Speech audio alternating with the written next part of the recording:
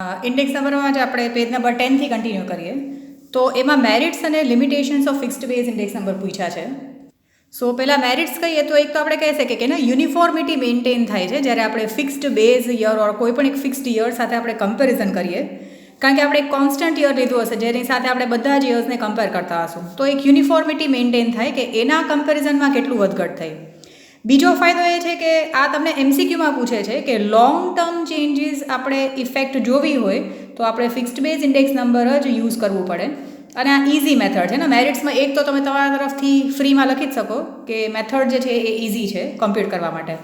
લિમિટેશન્સમાં કહીએ છીએ કે જો કસ્ટમર્સના ટેસ્ટ, હેબિટ અને ફેશનમાં કંઈ ચેન્જીસ આવ્યા તો એનું રિફ્લેક્શન નહીં જોવા મળે જ્યારે આપણે ફિક્સ્ડ બેઝ ઇન્ડેક્સ નંબરથી કેલ્ક્યુલેશન કરશું. જેમ કે વચ્ચે ક્યાંય પણ આ ચેન્જીસ આવ્યા હશે ટેસ્ટ અને ફેશનમાં તો એની ઇફેક્ટનું રિફ્લેક્શન નહીં હોય ફિક્સ્ડ બેઝ ઇન્ડેક્સ નંબરમાં, કારણ કે આપણે તો કોઈ એક પર્ટિક્યુલર યર સાથે જ કમ્પેર કરતા હશું અને ઇન બિટવીન એ ગેપ ક્યારેય પણ કંઈ ચેન્જીસ આવ્યા હશે તો એની ઇફેક્ટ એમાં આપણને દેખાશે નહીં. અને આપ્યું છે કે the items which reduced usage which were used in past cannot be removed in this period in this method. આપણે એને રિમૂવ નહીં કરી શકીએ. જેમ કે આઉટડેટેડ વસ્તુઓ હશે તો પણ આપણે એને ઇન્ડેક્સ નંબરના કેલ્ક્યુલેશનમાં લીધી જ હશે. પછી સેકન્ડ એનું પ્રોબ્લેમ એ છે કે દર વખતે એવું પોસિબલ નથી કે જે આપણે બેઝ યર લઈએ એ સ્ટાન્ડર્ડ યર હોય, એમાં બધી જ નોર્મલ કન્ડિશન્સ હોય, એવું બહુ ગોતવું ડિફિકલ્ટ છે એ યર, કારણ કે દરેક વર્ષે કંઈક ને કંઈક પ્રોબ્લેમ્સ આવ્યા હોય કોઈ ઇકોનોમીમાં, તો એ આપણે સિલેક્ટ કરવું, કોઈ સ્ટાન્ડર્ડ યર કે બેઝ યર સિલેક્ટ કરવા માટે એ થોડું ડિફિકલ્ટ થઈ જાય. અને the reality of the index number reduces if the base year is not selected appropriately. જો તમે બેઝ યર સિલેક્ટ કરવામાં મિસ્ટેક કરી લઈએ આપણે તો આપણે જેટલું પણ એનાલાઇઝિસ કરશું એ સૌથી ખરાબ હશે ઓર એ એટલું રિલાયેબલ નહીં હોય. This method is not suitable to compute short term changes. Long term changes માટે જ ફિક્સ્ડ બેઝ ઇન્ડેક્સ નંબર સારું છે, શોર્ટ ટર્મ ચેન્જીસ એમાં જોવા નહીં મળે. એટલા માટે જ આપણને કસ્ટમરના ટેસ્ટ પ્રેફરન્સીસમાં ચેન્જીસ થશે એ આપણે એમાં જોઈ નહીં શકીએ. પછી quality of selected items keeps on changing. જેમ કે આપણે લેટસ સે કે આપણે જૂના જમાના સાથે કમ્પેરિઝન કરતા હોય તો લેટસ સે કે પહેલાંના ટાઈમમાં કોઈ ક્વોન્ટિટીનું આપણે 200 ગ્રામ લેતા હતા ત્યારે આપણને એ ચાલતું હતું, પણ અત્યારના એની ક્વોલિટી એટલી ઇમ્પ્રુવમેન્ટ થઈ ગઈ કે એ 120 ગ્રામ્સથી પણ સેમ રિઝલ્ટ આપે છે. તો ક્વોલિટી પ્રોડક્ટની કદાચ ચેન્જ થઈ હોય તો પછી આપણે પ્રાઇસ કમ્પેરિઝન કરીએ તો એ બરાબર આપણને ઇફેક્ટ નહીં બતાવે. So it is not possible to make necessary changes in their weights in this method. તો એ પણ એક પ્રોબ્લેમ છે કે કોઈ વખત કોઈ પ્રોડક્ટની ક્વોલિટીમાં કંઈ ચેન્જીસ આવ્યા હશે તો એના લીધે એના પ્રાઇસ વધ્યા હશે એવું કહી શકાય. તો આપણે કમ્પેરિઝન કરશું તો આપણને કાં તો બહુ વધારે ઇન્ડેક્સ નંબર આવશે, પણ આપણે એની ક્વોલિટી ઇમ્પ્રુવમેન્ટનું જે ફેક્ટ જે છે એ એમાં ઇગ્નોર નહીં કરી શકીએ, એટલે એ એક પ્રોબ્લેમ આવે છે. અને બેઝ યર જો રિમોટ પાસ્ટનો બહુ જૂના જમાનાના ક્વેશ્ચન્સ પૂછે તો ઓર બહુ જૂના જમાના સાથે આપણે કમ્પેરિઝન કરતા હોય તો એ પણ આપણને રિલાયેબલ રિઝલ્ટ નહીં આપે અને એપ્રોપ્રિએટ પણ નહીં હોય. જેમ કે અત્યારની કોઈ પણ કોમોડિટીના પ્રાઇસ 1 કિલોના આપણે 1947 કે 1940 સાથે કમ્પેર કરીએ, જે બહુ દૂરનો ટાઈમ છે, તો આપણને બહુ બધો શોકિંગ ઇન્ડેક્સ નંબર આવશે, કેટલા % રાઇઝ થયા હશે. એના પછી તમને એ જ પેજ ઉપર આપ્યું છે ચેઇન બેઝ ઇન્ડેક્સ નંબર. તો તમને ઘણી વખત પૂછે છે કે define chain base index number. તો આ ફિક્સ્ડ બેઝ ને ચેઇન બેઝના થિયરી પણ લખ્યા છે, તમને ડાયજેસ્ટમાં મળશે. ચેઇન બેઝમાં આપણે આપણા વર્ડ્સમાં લખી શકીએ the year of which the comparison is to be made with previous year or with some fixed past year is called a current year. અને જ્યારે આપણે આ જે કરંટ યર અને બેઝ યરના ફોર્મ્યુલા ડેફિનેશન્સ પણ લખ્યા છે. અને ચેઇન બેઝ ઇન્ડેક્સ નંબર માટે આપણે કહીએ તો તમે ડાયરેક્ટલી કહી શકો કે ચેઇન બેઝ ઇન્ડેક્સ નંબરમાં આપણે price of current year divided by price of preceding current year into 100 કરીએ તો ચેઇન બેઝની કદાચ ડેફિનેશન તમને પૂછે તો પણ તમે આટલું લખી શકો, chain base index number is equal to price of current year divided by price of preceding current year into 100. તમને ઘણી વખત એમસીક્યુમાં પૂછે છે કે in which method base year keeps on changing. So base year BY છે base year છે, base year keeps on changing in chain base index number. એ તમને ઘણી વખત એમસીક્યુમાં પૂછ્યું છે that base year keeps on changing in chain base index number. તો અહીંયા પણ ડેફિનેશન આપેલું જ છે, આ પણ અહીંયા અંડરલાઇન કરી નાખજો. તો the base year keeps on changing in this method since the base year is repeatedly change this method is called a chain base index number. તો અહીંયા આ ઇલિસ્ટ્રેશન 4 પણ કરવાનો છે. એના પછી એના મેરિટ્સ અને ડીમેરિટ્સ છે. એના પછી આપ્યું છે મેરિટ્સમાં કહી શકીએ કે આપણે બેઝ યર સિલેક્ટ કરવાનું ટેન્શન નથી ચેઇન બેઝમાં, કારણ કે દર વર્ષે આપણે પ્રીવિયસ યર સાથે જ કમ્પેર કરીએ છીએ. So the problem of selecting base year does not arise in chain base index number. આ MCQમાં ઘણી વખત પૂછે છે, કારણ કે આપણે એવરી યર પાસ્ટ યર સાથે જ ઓર પ્રિસીડિંગ કરંટ યર સાથે જ કમ્પેરિઝન કરીએ છીએ. અને આ એનો બીજો પણ એક ફાયદો છે કે કોઈ પણ નવી આઇટમ્સ આવશે તો એ આપણે એમાં ઇન્ક્લુડ કરતા જતા હશું, એન્ડ ઇફ આઉટડેટેડ આઇટમ્સ હશે તો એ આપણે નીકાળતા જતા હશું. તો આપણને કસ્ટમર્સના ટેસ્ટ, ચોઇસ અને પ્રિફરન્સીસનું રિફ્લેક્શન જે છે એ ચેઇન બેઝ ઇન્ડેક્સ નંબરમાં જોવા મળશે. And it's possible to remove ને જૂના આઇટમ્સ નીકાળી પણ શકાય. આ મેથડ જે છે ચેઇન બેઝ ઇન્ડેક્સ નંબર જે છે એ ઇકોનોમિક્સ, ટ્રેડ અને કોમર્સમાં વધારે યુઝફુલ છે, જ્યારે આપણે કરંટ પીરિયડની કમ્પેરિઝન પ્રીવિયસ યર સાથે કરતા હશું. લિમિટેશન્સમાં કહી શકાય કે આપણને ખાલી શોર્ટ ટર્મ કમ્પેરિઝન ઓર શોર્ટ ટર્મ ફ્લક્ચ્યુએશન્સ જોવા મળે આમાં. લોંગ ટર્મ પીરિયડ સાથે આપણે કમ્પેરિઝન ના કરી શકીએ, અને this method is not very convenient for long term comparison. તો બેયનું પોતપોતાનું એક સ્પેસિફિકેશન છે. જેમ કે ફિક્સ્ડ બેઝ છે એ લોંગ ટર્મ માટે છે, તો ચેઇન બેઝ મેથડ છે એ શોર્ટ ટર્મ કમ્પેરિઝન માટે છે. હવે જો આપણે કોઈ પણ કેલ્ક્યુલેશનમાં કંઈ એરર કરી નાખીએ, if there is an error in the calculation of index number by this method, તો એની ઇફેક્ટ ઓફ એરર જે છે એ બધામાં જ રિફ્લેક્ટ થશે ને. એક વખત આપણે મિસ્ટેક કરશું તો બધામાં એ સેમ મિસ્ટેક કન્ટિન્યુ થશે. જેમ કે કોઈ વખતનો ઇન્ડેક્સ નંબર બરાબર નહીં લીધું હોય ઓર વેલ્યુઝ બરાબર નહીં લીધું હોય, સો એક એરરને લીધે આખું ફર્ધર એરર્સ આવતા હશું. યુનિફોર્મિટી છે નહીં, યુનિફોર્મિટી ફિક્સ્ડ બેઝમાં છે પણ ચેઇન બેઝમાં નથી, because every year different year is taken as a base year. દર વખતે આપણે પ્રીવિયસ યર સાથે કમ્પેરિઝન કરતા હશું. અને જો વચ્ચે કોઈ પણ એક વર્ષનો ડેટા ગાયબ હોય, આપણે આખા લિસ્ટમાં એક વર્ષનું ગાયબ હોય, તો આપણે એનું કેલ્ક્યુલેશન કેવી રીતે કરીએ? કારણ કે આપણે દર વર્ષે પ્રીવિયસ યર સાથે કમ્પેરિઝન કરવાનું છે. તો વચ્ચે કોઈ પણ એક યર મિસિંગ હશે તો એટલા માટે પણ એ કેલ્ક્યુલેશન પોસિબલ નથી. તો એ એના મેરિટ્સ, ડીમેરિટ્સ આપ્યા છે. પછી ઇલિસ્ટ્રેશન 5 કરવાનો છે, જેમાં તમને ચેઇન બેઝ ઇન્ડેક્સ નંબરનું સીધું સાદું કેલ્ક્યુલેશન છે. ઇલિસ્ટ્રેશન 6 જે છે એ નથી કરવાનો. ઇલિસ્ટ્રેશન 6 જે છે એ તમારો 12-13 પેજ ઉપર છે. પછી ઇલિસ્ટ્રેશન 7 છે. તો ઇલિસ્ટ્રેશન 7માં તમને ખાલી આ યર આપ્યા છે. તો આમાં આપણે દર વર્ષે, જેમ કે અહીંયા આપણે ફિક્સ્ડ બેઝ કીધું છે, તો આ 2010 જે છે એને બેઝ યર તરીકે રાખીને ફિક્સ્ડ બેઝ ઇન્ડેક્સ નંબરથી કેલ્ક્યુલેશન કરવાનું છે. તો અહીંયા આપણને કીધું છે કે taking 2010 as a base year, તો બધાની નીચે આપણે જો 129 લઈને કર્યું હશે. પછી આ જે છે એનું ટોટલ કરીને આ general index number find out કર્યું છે. તો આ પણ આપણે કરવાનું રહેશે. આ જોઈ જોજો, ને તો નથી ક્લિયર તો પાછું કરવાનું આવે. એટલે ઇલિસ્ટ્રેશન તો 7 તો કરવાનું છે. એના પછી તમારા એક્સરસાઇઝ 1.1માં ફર્સ્ટ અને સેકન્ડ કરવાના છે, થર્ડ અને ફોર્થ નથી કરવાના, 3 અને 4. પછી આ આખું ટોપિક જ કેન્સલ છે, conversion of fixed base into chain base. તો પેજ નંબર 16થી 19 કેન્સલ કરી નાખજો. 1.2 પણ આખું એક્સક્લુડેડ છે, કારણ કે આખું 1.2 કન્વર્ઝનનું છે, એટલે એ પણ નથી કરવાનું. એના પછી આપ્યું છે specific formula for computing index number. તો આપણને અહીંયા પેરેગ્રાફમાં એવું કીધું છે કે અત્યાર સુધી આપણે ખાલી પ્રાઇસનું જ કમ્પેરિઝન કરતા હતા, બટ પ્રાઇસની સાથે આપણે ક્વોન્ટિટીનું પણ કમ્પેરિઝન કરવું જોઈએ. ખાલી આપણે પ્રાઇસ કમ્પેરિઝન કરવાથી પોસિબલ નથી. જ્યારે આપણે કોમોડિટીના જે શું કહેવાય ક્વોન્ટિટી છે એનું કમ્પેરિઝન કરીએ તો હોઈ શકે પ્રાઇસ વધી ગયા હોય, પણ ક્વોન્ટિટીમાં ક્વોલિટી ઇમ્પ્રુવમેન્ટને લીધે વધારે ક્વોન્ટિટીમાં ઓર ઓછું યુઝ કરી શકાતું હોય એવું હોઈ શકે. સો આ પેરેગ્રાફમાં એવી રીતે આપ્યું છે. અને અહીંયા ઇમ્પોર્ટન્સ પણ આપ્યું છે કે અમુક વસ્તુઓનું વધારે ઇમ્પોર્ટન્સ હોય. તો અહીંયા સેન્ટેન્સીસમાં જોજો કે index number is useful to study the change in the value of variable for an item or the value of variable for items of a group.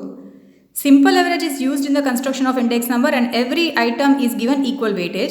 પણ ઘણી વખત અલગ અલગ વસ્તુનું અલગ અલગ ઇમ્પોર્ટન્સ હોય, તો એ મિનિંગફુલ કમ્પેરિઝન માટે આપણે પ્રાઇસ અને ક્વોન્ટિટી વેનું કમ્પેરિઝન કરવું જોઈએ. અને આપણે એને વેઇટ્સ અસાઇન કરતા હોય, જે વસ્તુ વધારે જરૂરી હશે એને આપણે વધારે વેઇટ્સ ઓર વધારે નંબર્સ આપશું. સો કન્સ્ટ્રક્શન ઇન્ડેક્સ નંબરના કન્સ્ટ્રક્શન માટે જે ફર્ધર આપણે cost of living index number પણ કેલ્ક્યુલેટ કરીએ છીએ. સો એના માટે આપણે કેટલી ક્વોન્ટિટી કન્ઝ્યુમ કરીએ છીએ પાસ્ટ યરમાં અને પ્રેઝન્ટ યરમાં, એ પણ આપણે કન્સિડર કરવી જોઈએ. સો મેથડ ઓફ વેઇટેડ એવરેજ છે.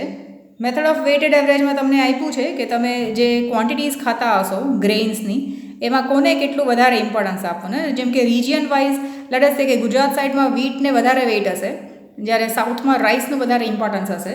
સો અકોર્ડિંગલી વેઇટ્સ અસાઇન કર્યા હશે ઓર ઇમ્પોર્ટન્સ અસાઇન કર્યું હશે. એના પછી તમને આ જનરલ ઇન્ડેક્સ નંબર માટે આ પણ એક ફોર્મ્યુલા છે, અને આ same formula cost of living index નંબરમાં પણ વપરાય છે.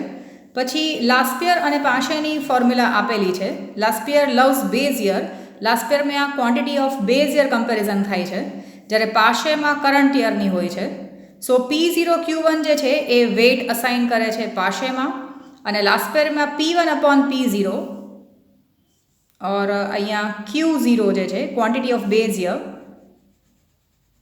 એ આપણે કમ્પેરિઝનમાં લઈએ છીએ લાસ્ટ યરમાં અને પાસ યરમાં ખાલી આપ્યું છે. પછી આ તમને મેં થિયરીનો ફોટો પણ મોકલ્યો છે કે why Fisher's index number is regarded as an ideal index number. તો એક તો એ જ્યોમેટ્રિક મીન છે, આ એનું ઇમ્પોર્ટન્ટ છે, સૌથી ઇમ્પોર્ટન્ટ. આ મોસ્ટલી આમાંથી MCQs કે શોર્ટ ક્વેશ્ચન્સ પૂછે જ છે. તો બોથ આપણે કહીએ ને કે લાસ્ટ યર ને પાસ યર બેયની ફોર્મ્યુલા આની અંદર આવી જાય છે, તો બેયના જે ડિમેરિટ્સ છે એ નીકળી જશે અને આ ફાયદો થઈ જશે. અને એ ફેક્ટોરિયલ રિવર્સલ ટેસ્ટ અને time reversal test. Factor reversal test એટલે આપણે જે કહી શકીએ ને ફેક્ટર્સ ઓફ પ્રોડક્શનને રિલેટેડ ઓર કાં તો મલ્ટિપ્લિકેશન ડિવિઝન રિલેટેડ કંઈ પ્રોબ્લેમ્સ આવતા હશે તો એ સોલ્વ કરે છે. ટાઈમનો પણ અહીંયા કન્સિડરેશન આવી જાય છે. Price of base year or quantity of base year, quantity of current year બે આવી જાય છે. પ્રાઇસ પણ બે વખતના આવી જાય છે. And Fisher's index number is a geometric mean of Laspeyres and Paasche's index number. અને આ ઇન્ડેક્સ નંબર જે છે એ બેયની જે ડિફેક્ટ્સ જે છે એ ક્યોર કરી નાખે છે. પછી તમારો ઇલિસ્ટ્રેશન 11 અને 18 નથી કરવાના, એટલે આ પેજ ઉપર 11 ઇલિસ્ટ્રેશન છે એ નથી કરવાનો. એના પછી ઇલિસ્ટ્રેશન 12 જે છે, હવે એમાં આ ક્વોન્ટિટી અહીંયા આપેલી છે એટલે આપણે આ કરી લઈશું. આમાં કારણ કે યુનિટ્સ ઓફ મેઝરમેન્ટ નથી આપ્યા એટલે 11 જ ખાલી કેન્સલ છે. પછી 12 કરવાનો છે. 13 જે છે એ નથી કરવાનો. 13 નહીં કરીએ કારણ કે એ લોકો યુનિટવાળા કેન્સલ કરાવ્યા છે. 14 કરવાનો છે, સીધો સાધો જ સમ છે એ. પછી 15 જે છે એ પણ નથી કરવાનો, જેમાં તમને કન્ઝમ્પશન અને ટોટલ એક્સપેન્ડિચર આપ્યું હોય તો એવા કેલ્ક્યુલેશનવાળા સમ્સ પણ નથી કરવાના. એના પછી તમારો ઇલિસ્ટ્રેશન 16 જે છે એ બરાબર આપણે જોવાનો છે કારણ કે એક ટિપિકલ સમ છે, જેવો એક એક્સરસાઇઝમાં પણ સમ છે, એટલે આ બરાબર જોવાનો છે, એ કરવાનો છે. પછી 1.3માં આપણે ખાલી આ યુનિટ્સવાળો છે એ જ નહીં કરીએ, બાકી આપણે આ બધા જ કરવાના રહેશે. પછી પેજ નંબર 30 ઉપર પણ આ 5 અને 6 જે છે ટોટલ એક્સપેન્ડિચરવાળો એ નહીં કરવાનો આવે, એટલે તમે ફરીથી જોઈ લો. 1.3માં આ 4th ક્વેશ્ચન નથી કરવાનો અને 1.3માં જ 5th અને 6th નથી કરવાનો. એના પછી કન્સેપ્ટ આવે છે કોસ્ટ ઓફ લિવિંગ ઇન્ડેક્સ નંબરનું. So cost of living index number જે છે એ આપણે કન્સ્ટ્રક્ટ એટલા માટે કરીએ કે આપણને લોકોના સ્ટાન્ડર્ડ ઓફ લિવિંગમાં ઓર ખર્ચો કેટલો થાય છે જીવવા માટે, એમાં પ્રાઇસ ફ્લક્ચ્યુએશન્સ કેટલા થયા એ ફાઇન્ડ આઉટ કરી શકીએ. તો આ અહીંયા તમે વાંચજો, આખું એક એક્સપ્લેનેશન સારી રીતે આપ્યું છે એ લોકોએ. તો આપણે કરંટ યરનું કમ્પેરિઝન કોઈ બેઝ યર સાથે કરીએ તો આપણને પ્રાઇસ રાઇઝ કેટલું થયું ને આપણને પણ ખબર પડે કે મોંઘવારી કેટલી વધી ગઈ તો આપણે કેટલું કમાવવું પડશે એવું આપણે કમ્પેરિઝન કરી શકીએ. જેમ કે ફ્યુચરમાં તમે જોબમાં જાઓ તો અહીંયા એક એક્ઝામ્પલ આપ્યો છે કે અહીંયા 15,000 પર મંથ એ લોકો એક્સપેન્સ કરે છે, કોઈ એક ફેમિલી છે, અને બીજા વર્ષે કે અમુક ટાઈમ પછી એ લોકોને 18,000નો ખર્ચો થાય છે. સેમ વસ્તુ જ જીવે છે એ લોકો. તો ઇન્ડેક્સ નંબર આવે છે 120 which is called cost of living index number. તો એનો મતલબ કે એ લોકોના ખર્ચામાં 20%નો ઇન્ક્રીઝ થયું, that is all because of price rise. તો એ લોકો જો ઇન્કમ કમાતા હશે તો 20% ઇન્કમમાં પણ ઇન્ક્રીઝ થવું જોઈએ, અદરવાઇઝ એ લોકો આ મેચ નહીં કરી શકે પ્રાઇસ રાઇઝથી અને એ લોકોનું પરચેઝિંગ પાવર રિડ્યુસ થઈ જશે. હવે પછી અહીંયા આ કન્સ્ટ્રક્શન ઓફ ઇન્ડેક્સ નંબર જે છે cost of living index number, એના માટે તમને આ ઘણીવાર ક્વેશ્ચન પૂછે છે કે state the points to be considered for construction of cost of living index number. તો તમને ખાલી નામ જ પૂછે છે. તો અહીંયા નામ તમે જોશો તો પર્પોઝ, ફેમિલી બજેટ ઇન્ક્વાયરી, આ 1 2 3 4 5 6 એ 6 પોઈન્ટ્સ છે જે ખાલી નામ લખવાના આવે. એમાં અંદરથી તમને પૂછી શકે, જેમ કે કોસ્ટ ઓફ લિવિંગ ઇન્ડેક્સ નંબરમાં આપણે પર્પોઝ કહીએ કે દરેક ઇન્ડેક્સ નંબરનો કંઈક ને કંઈક પર્પોઝ હોય કેલ્ક્યુલેશનનો. તો કોસ્ટ ઓફ લિવિંગ ઇન્ડેક્સ નંબરનો પર્પોઝ શું છે કે આપણે અલગ અલગ ક્લાસીસ ઓફ પીપલને કેટલો ખર્ચો આવે છે, જેમ કે મિડલ ક્લાસ છે, લોઅર ક્લાસ છે, રિચ ક્લાસ છે, એ બધાના જે એક્સપેન્સીસ હશે એ લોકોનું લેવલ અલગ અલગ હશે. તો અલગ અલગ લેવલનું કેટલું એક્સપેન્સમાં રાઇઝ થયું એ આપણે જોઈ શકીએ. જેમ કે આપણે કહીએ કે અનાજના ભાવ વધે તો રિચ પીપલને કંઈ ઇફેક્ટ નહીં થાય, બટ જે મિડલ ક્લાસ હશે or lower income group of people હશે એ લોકોને વધારે ઇફેક્ટ આવતી હશે. સો ગવર્મેન્ટ એનાલાઇઝ કરે કે આપણા કન્ટ્રીમાં રિચ પીપલ કેટલા છે, મિડલ ક્લાસ કેટલા છે, લોઅર ઇન્કમવાળા કેટલા છે, તો એના અકોર્ડિંગલી એ લોકો ગ્રેઇન્સના પ્રાઇસ જો વધતા હોય તો એમાં કંઈ કંટ્રોલ લઈ આવી શકે, જેથી કરીને લોકોને અપ્રોપ્રિએટ ફૂડ મળી જાય. પછી ફેમિલી બજેટ ઇન્ક્વાયરી છે. તો આ ઇન્ડેક્સ નંબર કેલ્ક્યુલેટ કરવા માટે દરેક ફેમિલીના હેડને એ લોકો કોમ્યુનિકેટ કરશે.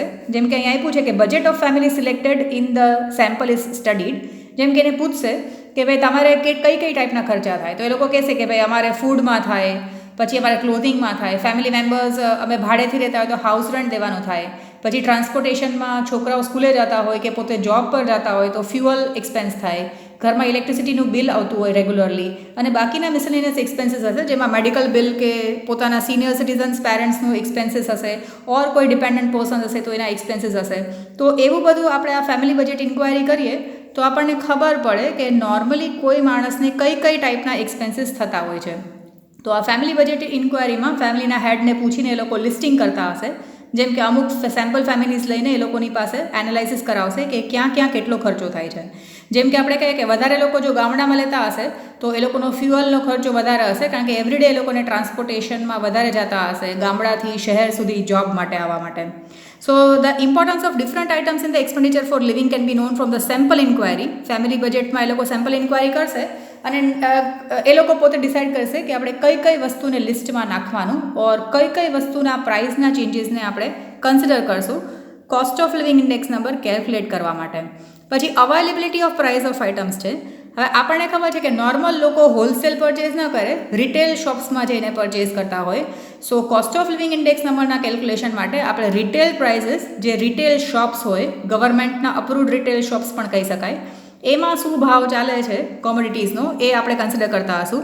જે અલગ અલગ એરિયાઝમાં રેશનિંગ શોપ્સ હોય એને આપણે કન્સિડર કરતા હશું. પછી બેઝ યર છે, તો બેઝ યર પણ આપણે કોઈ એક ફિક્સ્ડ યર લેતા હશું which is free from natural or manmade calamities. So price relative આપણે ફાઇન્ડ આઉટ કરી શકીએ. હવે અહીંયા એવરેજ જે છે, તો અહીંયા આપ્યું છે કે cost of living index number જે છે, તો જ્યોમેટ્રિક મીન જે છે એ આઈડિયલ એવરેજ છે for the construction of index number. તો આ યાદ રાખજો, આઈડિયલ એવરેજ છે geometric mean construction of index number માટે, but construction of cost of living index number આવે તો એ વેઇટેડ મીન છે.